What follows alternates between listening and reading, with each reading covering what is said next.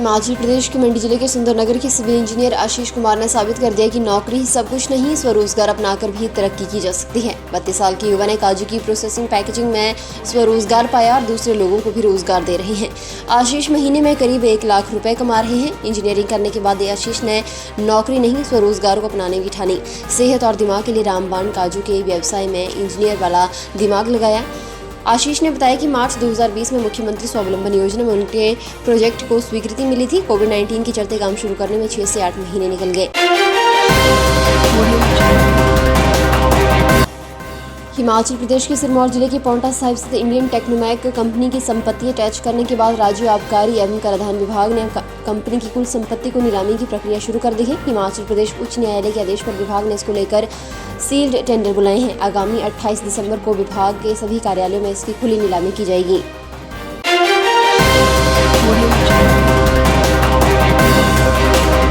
हिमाचल प्रदेश में 3 साल के भीतर 37 कंपनियों के सैंपल हुए फेल। स्वास्थ्य मंत्री राजीव सैजल ने जानकारी कांग्रेस विधायक जगत सिंह नेगी के लिखित प्रश्न के उत्तर में दी।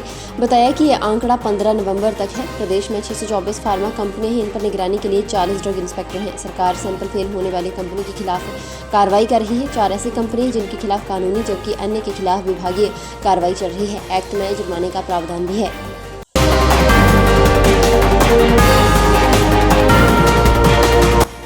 मुख्यमंत्री जयराम ठाकुर ने कहा कि नई पेंशन व्यवस्था केंद्रीय कर्मचारियों और लगभग सभी राज्यों के कर्मचारियों पर लागू है, इसलिए वर्तमान में पुरानी पेंशन बहाली करना संभव नहीं है।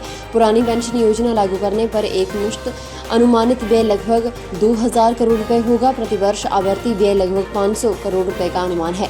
पिछले 3 साल में विभिन्न विभागों में 23,931 नियुक्तियां की गई हैं। ये 80 विभागों अथवा विभिन्न उपक्रमों में की गई हैं। शुक्रवार को धर्मशाला के तपोवन में हरोली के कांग्रेस विधायक एवं नेता प्रतिपक्ष मुकेश अग्निहोत्री, नैना देवी के कांग्रेस विधायक रामलाल ठाकुर, नतौन के कांग्रेस विधायक सुखविंदर सुक्खू और किन्नौर के कांग्रेस विधायक जगत सिंह नेगी ने संबंध में लिखित प्रश्न किया था।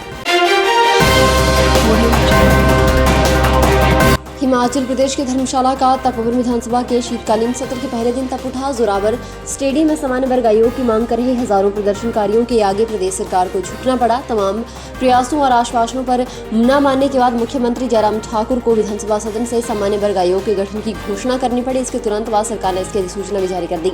ऐसा पहली बार है जब सरकार को मांगे मानने के लिए चंद घंटों में बाध्य होना पड़ा। शुक्रवार सुबह सत्र शुरू होने से पहले ही सामान्य वर्ग आयोग की मांग कर रहे हजारों प्रदर्शनकारी जोरावर स्टेडियम में जुट गए।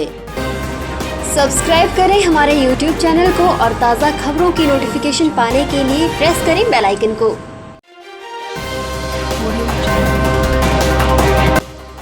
पालमपुर उत्पादन क्षेत्र में बढ़ोतरी को लेकर प्रयास शुरू कर दिए गए हैं। सरकार अधिक से अधिक चाय क्षेत्र को व्यावसायिक उत्पादन के अंतर्गत लाने और इसका उत्पादन और बिक्री बढ़ाने की मंशा के तहत काम करने जा रही है। अंतर्राष्ट्रीय स्तर पर इसकी पहचान कायम रहे और इसके निर्यात को बढ़ाया जा सके, इसके लिए पहले पालमपुर में टी फेयर का आयोजन किया जा रहा है, जिसके बाद मार्च अप्रैल में टी फेस्टिवल भी प्रस्तावित है।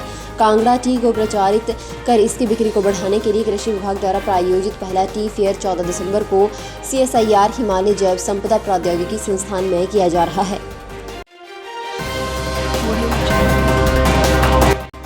चंबा जिला के सलूनी उपमंडल में पथरी और खूनीमराल में प्राकृतिक सौंदर्य से भरपूर जमीन पर जम्मू कश्मीर सरकार अपना हक जमाए हुए है। यहां तक कि JNK सरकार ने कई किलोमीटर तक सड़क का निर्माण भी किया है। दोनों राज्यों की सीमा पर स्थित जमीन के चारों तरफ खुले मैदान है, जहां पर JNK और हिमाचल प्रदेश से सैलानी पिकनिक मनाने पहुंचते हैं। अब पथरी जोत और खंडू उमराल की कब्जाई भूमि को वापस हासिल करने के लिए चंबा जिला प्रशासन और उपमंडल प्रशासन सलूनी ने कार्रवाई शुरू कर दी है। दोनों तरफ के प्रशासनिक अमलों के बीच शुक्रवार को खुनीमराल धार पर एक विशेष बैठक का आयोजन किया गया। बताते चले कि पथरी जोत मोहाल हिमाचल और जम्मू कश्मीर की अंतर्राज्यीय सीमा पर स्थित है, जो कि प्राकृतिक सौंदर्य से परिपूर्ण अत्यंत ही रोमांचक कार्यस्थल है, जहाँ चारों तरफ खुले मैदान है।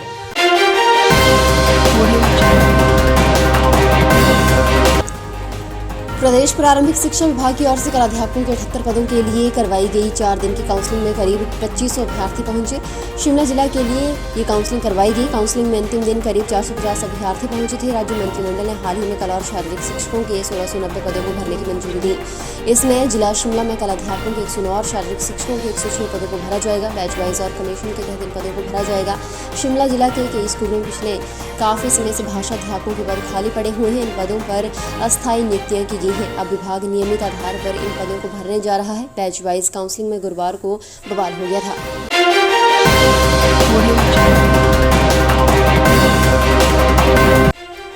चीन से सटे इस मधु बॉर्डर तक पहुंचने के लिए सेना को अब मालिंग की चढ़ाई पार नहीं करनी होगी। किन्नौर होकर लियो बाईपास सड़क से होते हुए बिना परेशानी साल भर स्पीति घाटी दुनिया के लिए खुली रहेगी। 11.5 किलोमीटर लंबे लियो बाईपास के निर्माण पर केंद्र और राज्य सरकार करीब 37 करोड़ रुपए खर्च कर रही है। लियो बाईपास बनने से काजौर से मधु बॉर्डर से शिमला के बीच करीब 25 किलोमीटर की दूरी कम होगी। अभी शिमला से काजौर से मधु की दूरी करीब 505 किलोमीटर है, जो बाईपास बनने के बाद 480 किलोमीटर रह जाएगी। सफर में लगभग 3 घंटे कम लगेंगे।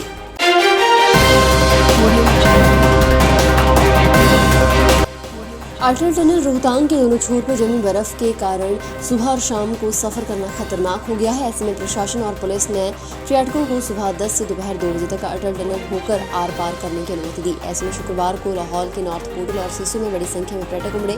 पर्यटकों ने सोलंग नाला, फातरू, कोठी, गुलाबा, अटल टनल के सौथर सिसु में बर्फ के बीच खूब मस्ती की। पहाड़ियों में हुई बर्फबारी से मनाली में पर्यटकों को चहलकदमी बढ़ने लगी है। फिलहाल के लिए बस इतना ही। और बड़ी खबरों के लिए बने रहें न्यूज़ सुपर भारत के साथ।